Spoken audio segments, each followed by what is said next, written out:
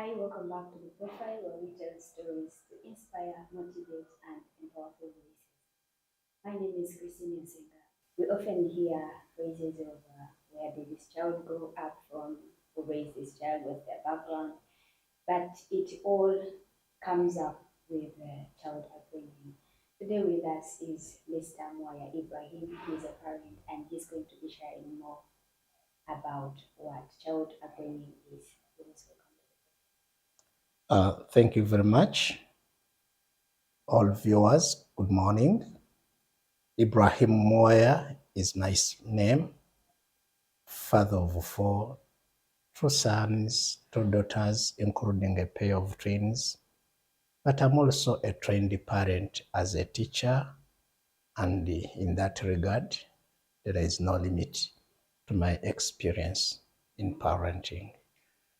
So, how has that experience been as a parent? It is the sweetest thing that I have ever experienced in my life because um, what every parent would tell you is that the children are a blessing when they come. So it has been the sweetest experience for me. Then, parenting and being a teacher, do you somehow become more of a parent than being a teacher? Uh, Teaching is parenting. You know, uh, there's a difference between being a mother and a father and being a parent. We have very many mothers and fathers who have not played the role of parents. And we might even have people who have never sired any child, but have played the role of parents. And some of those people are the younger teachers who may not have given birth, but they are doing the job of parenting every second of their life, professional life. You know, they often tell us how this child was brought up, how their behavior, and most of the people attach it to their parents, how they were raised. What do you think are some of the most important values that should be instilled in a child growing up? Uh, Values depend on society. But before we even look at the values, what every parent needs to understand is that we don't raise our children for ourselves. We raise these children for the greater community. My daughter is going to be somebody's mother. She's going to be somebody's wife. She's going to be somebody's neighbor. She will be somebody's boss. She's going to be somebody's employee. And these are the people who live to suffer the consequences of upbringing where we go wrong. So the values we instill in the children: honesty, reliability, dependability, hard work, kindness, religious belief, and so on, will depend on a realization that the children we are raising are going to live in a greater society. Mm. So, in instilling these values, some think it's better to punish a child, and some think maybe you sit down and talk to these children. What do you think is the best way to make sure that the child lives up to what you teach them? Uh, there is no hard and dry way for instilling values in a child, in my experience, because even within the same home, each child is unique. The way I handle one sister is not the way I handle the other sister. And now that is the role of the parent to discover and understand the unique attributes of their children. I'll give you an example. My twin daughter, Sumaya, when she was little, if you wanted her to do anything, or if she was doing anything wrong and you backed at her, she would just freeze and ignore you. That was her way of responding to fear. Another child will respond differently. So the punishment, which I don't advocate much more than advice, will depend on the unique attributes of a particular child. That is how they will respond. As a parent, therefore, like I have said earlier, you have to understand this child, to be able to feel what they feel, to be friends with them, and then you have to earn their trust. When the child trusts you, they are more ready to follow what you tell them. And you earn that trust mostly by being exemplary. Okay? So if the rule is no phones during meals, then that applies to daddy as to the most little child in the room. If daddy says no phones, and then he's always on his phone during meals, then you are creating a class difference and they are not going to trust you. This is daddy and that is a child. Should they share the same? Yeah, when we are family, when we are in a home, as members of that family, we have equal rights. Although some, for example, as the parents, we carry greater responsibility, but that doesn't make us have more rights. And this is the mistake that many parents make. Because you earn the bread, you think you have the rights. It comes down to trust. It comes down to respect. Okay? For us, we grew up in the villages, for example, where a child goes to the auntie and they give him or her a little chicken. They rear the chicken, it produces chicks, a guest comes, and sometimes he's a guest who deserves to have a chicken slaughtered for them. But the only chickens around are for the child. So the parent must take the responsibility to request the child or to borrow the chicken. And once you have borrowed the chicken, it creates a duty to pay back. Now, some parents will be like, I have an entitlement to the chickens because the house where they are sleeping is mine. The food that they eat is mine. So you are training this child that when you are in a position of dominance, you have to abuse those that are in a lesser position.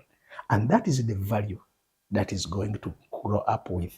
But most important, the trust will not be there.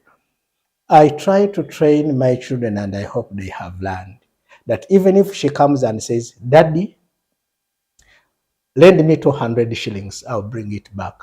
Then it has created an obligation to bring it back, to pay it back. You don't say it is only 200 shillings. And we are family. And we are family. So that is it, part of it.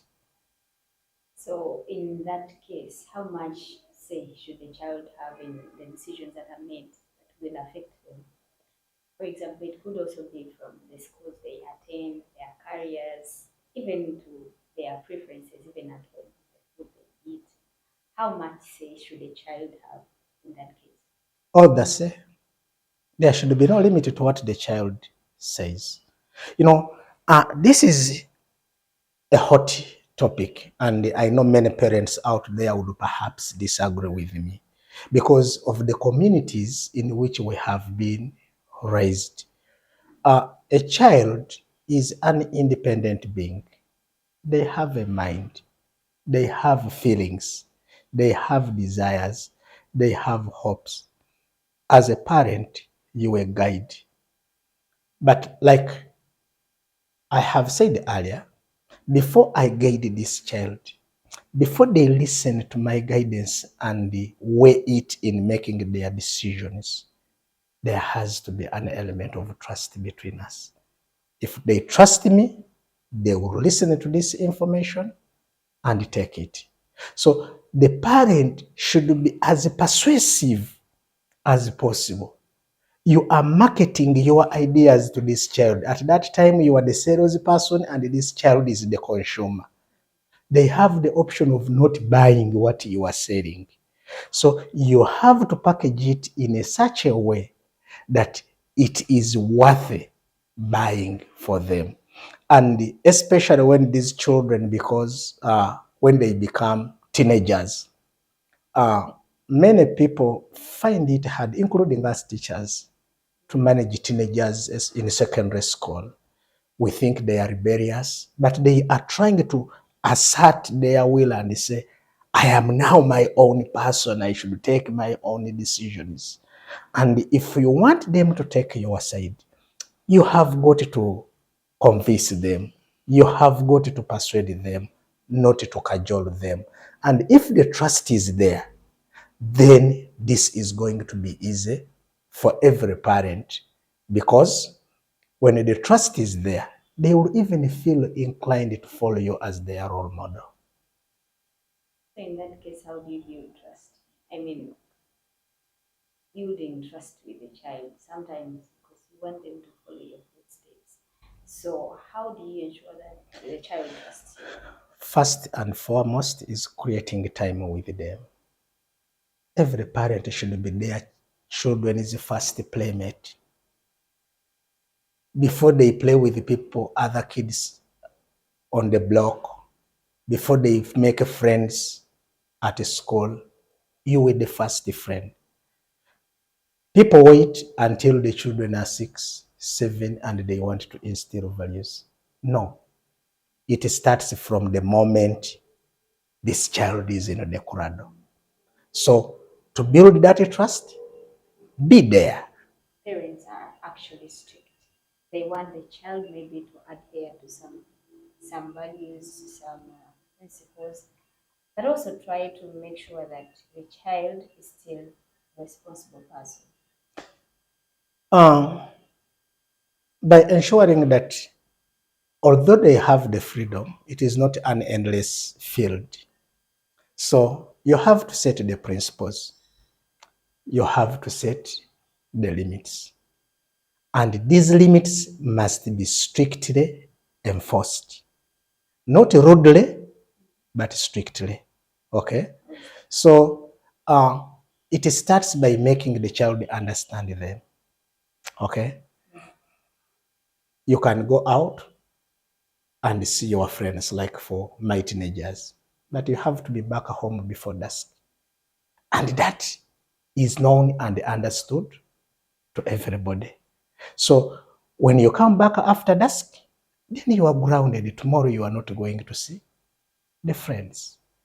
So once we have set the boundaries, they should be strictly observed. Like I gave the example of the phone, okay? I gave eating. If the rule is that we don't talk at the meal, it is that we don't talk at the meal. It is for mommy, it is the same for daddy, and it is the same for the children. Now, over time, with this trust in place, it is easier to be strict. What most parents do, many I have seen, is wanting to come like the colonialists came and bring new things and dump them on the child. You have let this child grow without boundaries because it is young. Then it reaches 4 years. It has started interacting with the outside world. Perhaps some of the things it is doing now shame you. And now you want to come out with the force and the arms to clamp down on the child. And that is going to destroy this trust because you have created a battleground. It is no longer a parent-child relationship. It is a war. So, like these children grow up in schools, and most of them spend more time in school than at home. And you're trying to restrict their movements, but their friends, maybe from their other family, they're not restricted. So the child is going to feel like you're fighting them, you're against them. How are you going to ensure that it is for they understand it is for the good of them? Like I said, when we have built this trust, then you can guide. You now have the moral authority to tell them this is for your good, and they will believe you. When I was growing up, I grew up in the countryside where there was no limit to where we would go, but there was a unique family. Okay, for us at that time, we felt this parent was being too strict, but these children could time themselves. We would play football until we could no longer see the ball. That was the rule in the village. The only time we stop is if we can no longer see the ball. But these children from this particular homestead, once the time came to go back home, even when the game was training going on, they will know it is time to go back home. Even when we are in schools as teachers, 2,000 children from different homes, we see the difference. They are children who have a certain level of self-management and self-control. And that comes from home. Let no parent even think of throwing the blame at the schools. A child is raised at home. The schools just come in because we are busy looking for money and so on. And the child who has values at home will even reflect those values in school. So even here in our workplaces, we shall know that if you keep your money with so and so, it will never be touched. But if you keep your money with another person, trust me, you have to keep looking over your shoulder because of the upbringing. That honesty is not built in school, although school can, what can I say, supplement, buttress what the home has done, but the work is done in the homestead. But these children spend more time at school than at home and actually mix the see maybe a child goes to school at 3 years. At 3 years, you've already taught them something, yes, but at 3 years it's easy for them to switch from the values at home and into the values from the children at school. Uh, then, one, it comes to the choice of school as when it matters. Two, at 3 years, the basics of a human being have been formed. Actually, the Chinese have a saying that age 3 determines age 80. So by the time a person is 3 years, the building blocks, the foundations of the human being they will be are already there. Unfortunately for many parents, they think this child is too young to understand certain things. So they like the child to go berserk because they are too little, that they don't understand yet. My daughter, when she was my firstborn, when she was 2 years, and sometimes we would be watching the movies. We were only three, me, her, and the mom. So you would be engrossed in the movie and it has taken the attention and she's no longer getting the attention she deserves. Do you know what she would do? Go and switch off the TV at the socket. She's crying, say, guys, you have ignored me. Me, I don't like what you are watching, but I'm also around. She's communicating. Now, what would another person who doesn't understand the communication of this child do? Beat up, slap, kick, because the child is indisciplined. They have switched off the TV. But deep down, they are saying, I'm also around. You people are ignoring me.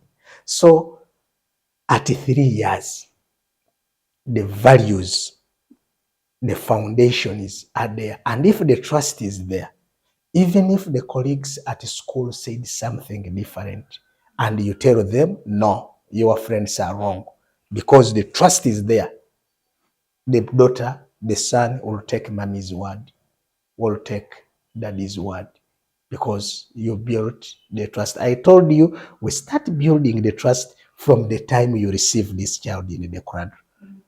That's the moment we start building this bond and getting the parents to trust the children, to trust you. Yes, I may stop it So at there. the social life of a child. Sometimes we find some children are social, others are rebellious, others prefer being alone. Do you think that it is a parent's duty to shape their social life?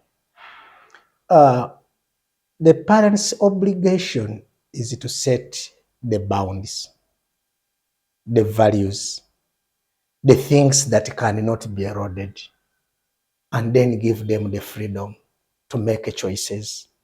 Sometimes they will make choices you are not okay with, okay? But you don't have to win all the time. Sometimes you have to got to lose some battles in order to win the war. So as the children grow, the mistake some of parents make is that we don't realize our children growing. Because you have been with this little soul from the time it was in the cradle, even at 19, you see them like the 3-year girl. And sometimes this rebellion is a screaming out, is a shout out to say, Mommy, I'm no longer the little girl you take me to be. I need to be involved as a person.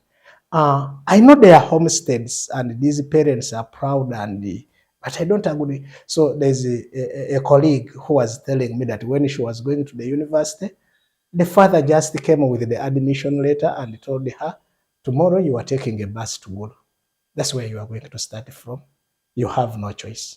But I mean, why would a person joining a university not have a choice in where they study? So persuade them, convince them. But we have been raised, our generation and the older generation is to say, I am the father, my authority is absolute. And that is why we are finding it hard to deal with these children who are on social media that we never had when we were growing up, who are watching movies we never watched and seeing lifestyles in the Western world. Of course, it is not all true. And it is my duty to tell my daughter that what you are seeing on TV was a script written by somebody and it is acted out by other people. So it is not gospel truth. Then it is the duty of a parent to be informed. Yes, every parent has a duty to be informed. If you are an ignorant parent, you are going to find it hard keeping pace with the information that these youngsters are consuming.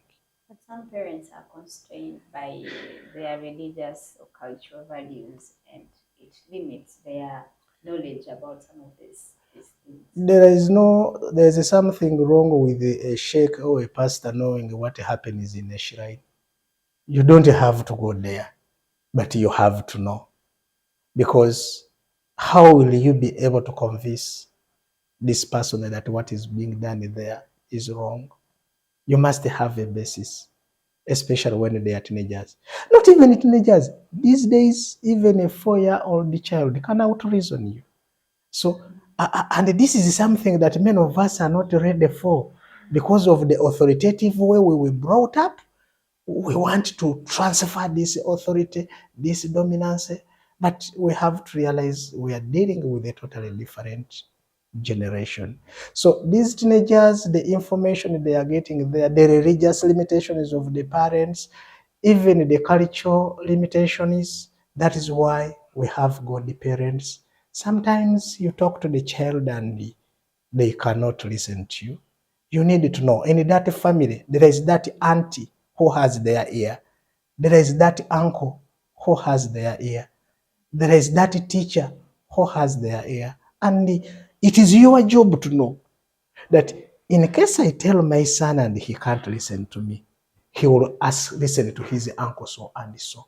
Because they confide in those people things, especially as they grow up, that they cannot tell you.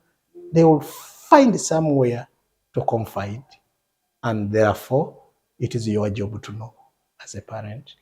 So sometimes these parents struggle to balance I don't want to say the behavior of the children, but then you find maybe you want this child to follow the footsteps of their elder sister or their elder brother. So you find parents struggling so much to make sure that these children actually follow the same path. What do you say about that? I think I said about that earlier, that it is the duty of the parent to understand the unique attributes of every child. Okay? We are different. That is the fact. Every individual is unique and different. Even when you have identical twins, triplets and quadruplets, they may look alike in physical features, but their mental setup, their emotional reaction, their intellectual absorption of information are different. And until we understand and appreciate that uniqueness, that individualism, we lose out. So I'll give you an example. As a teacher, there are parents who will come, look at the report card, see the performance, and say, oh, why can't you study like your brother? The fact is they can't study from like their brother because they are not their brother. Okay? I am taking this one out because he has performed well in school. You are going to stay home because you have performed poorly in school. So I find that that is not proper parenting. I normally tell my children, I'm not saying I'm the best parent there is, but I like the bond I have with my children. And I always tell them, my love for you does not depend on your grades in school. I loved you from the moment I knew your mother was pregnant. Which school had you attended at that time? When you were in the corridor, I was there. I loved you. You had not attended the school. Even if, God forbid, you were in a coma and you were there not saying anything, I would still love you. God forbid, even if they died, I would still visit their grave. So my love for them is not pegged on their achievements as individuals.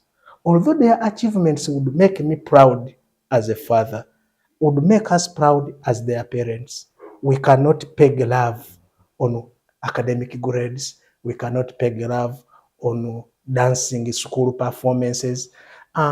In schools, especially in primary schools, okay, there's this child, I'll give you for example, who performs and repeats everything they say at school, at home. They are there too with mommy because she trusts mommy. Then school day comes, she goes to perform on the stage, and because she's scared of the worldly eyes, she fails to perform. But when she comes back home in the confidence of mommy, she does exactly the very things she did not do at the stage. And what will mommy do? Take away, you shamed me when you were there, But it is about understanding that when the environment changed, she changed. So, and then there are these kids, even at 2 years, the kid can address a crowd of 1 million people, and now you want your child to be like the neighbor's child. Because the other one addresses 1 million people, yours cannot say a word to even a guest who has come home. Appreciate their uniqueness. Love them the way they are. And they will give that love back by respecting what you tell them, by listening to your advice, by following your trust. So is there a way you can tune them into that direction? I said, there is no hard and dry method. It varies from child to child, from home to home. But the most important thing is trust. And the best way to build this trust is being exemplary as a parent. Like Peter Drucker, I think it was Peter Drucker who said that when it comes to influencing people, example is not the best thing. It is the only thing. And that is all we are as parents. We influence our children. We are an influence. We are not the sine qua non, the alpha and the omega of what they will be. All we do is influence and hope that they will pick on what we put before them. Some children actually tend to slack off because they think mommy loves me, daddy loves me, so no matter what I do, they will still support. How do you ensure that your love does not actually bring recklessness to the child? There is a difference between loving and pampering and spoiling and so on. And that is another problem we see in schools. Like I said, loving doesn't mean not setting limits. So it comes down to the limits you set. Okay? TV, when it is 9 p.m., TV goes off. And that is maintained. TV goes off. Okay?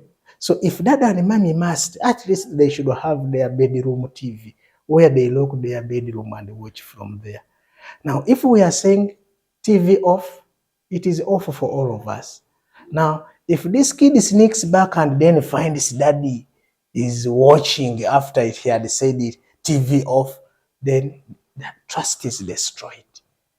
That trust is killed. And then you have a mountain to climb to influence that person because they don't trust you. They don't believe you. When you say something, they are not listening. They are there because they fear you and they will act along, but they are not convinced about what you are telling them since the trust is not there. So trust is the most important thing in all this. So then, in that case, as a parent, how can you regulate the use of the phones, the movies? You see, these days even the cartoons also need some regulation. So how can you regulate and make sure the child is not affected? Uh, that is a really hard one, but all these movies have parental guidance guidelines. Okay, so one of the things is setting parental guidance limits in the TV, such that if you have set at PG8, it will not even share kiss. When the kiss comes, the gadget automatically switches it off. Okay, so we need to know how to use these remote cards. We need to know how to operate these gadgets. Trust me, they are faster than us. They will always find a way. But it is one thing, a child knowing that they are just sneaking, and it's another thing being there and saying, whatever I do, no one cares. Okay? So, guide, tell them, be knowledgeable about the movies. How are they produced? Who writes the script? How do the movies come into existence? And when you sit down and explain to the kids, because of the trust which is already there, they will believe you. If the trust is not there, trust me, the game of parenting is over. They will fear you, and as soon as they are out of your sight, they will do the very opposite of what you think they don't do. Or they do the very thing that you would put your arm and say, my children, because when you are there, they are just acting up. They are not convinced about it. They are following it because it is law, but not convinced about it. So set it as a law, but then over time, explain, explain, explain, and explain.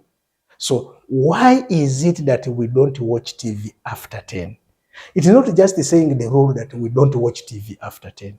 You must be able to give a logical explanation of why it is like that. Okay? Why do we go to bed at this time? Why do we wake up at this time? And if you are also doing it because it is what you saw the neighbor do and you are so eager to see your children be like the neighbor's children, then the game is lost. So, what would you tell a parent who is a mother to daughters and sons and father to daughters and sons? Uh, Train them to respect one another. some of us were raised in generations where there was so much gender sensitivity. Okay, even the chores at home were divided. There are those for boys, there are those for girls. But these values, if I may call them so, are rooted in primitive practices where what a person would become was defined by their sex at birth. So if somebody was born a girl, then she was for the kitchen, she's being prepared for marriage only, and that will be the pride of the parent. Today, the girl is a boda rider, the girl is a mechanic, the girl is a journalist, the girl is a lawyer, the girl is a doctor, the girl is a pilot. We no longer have uh, gender specific roles in a society. And any parent who has both male and female children should make sure that in the home there are no gender specific roles. Let them learn to live as human beings. And the respect, like I said, we don't raise these children for ourselves. It starts there. If he sees value in his sister, then he's going to see value in all the other women out there. Well, it all downs to being there while your child is growing up, being there through everything, through every step, and monitor them grow. Know when you need to change the approach. Thank you so much for joining us here on the profile. Thank you so much, Mr. Yes. I'm very grateful for being hosted on the profile. Our viewers, these are my personal opinions. I have to keep a disclaimer. What benefits you, you take up. What doesn't benefit you, you leave. But what can't be taken away is that we all have a duty and a responsibility to raise that child who will be a good neighbor, who will be a good employee, who will be a good boss, who will be a good father, who will be a good wife, and who will be a good leader in a society. It is all built in the home. Thank you so much for being with us, and you can find all our conversations at Nsenga Christine on all social media platforms. Until next time.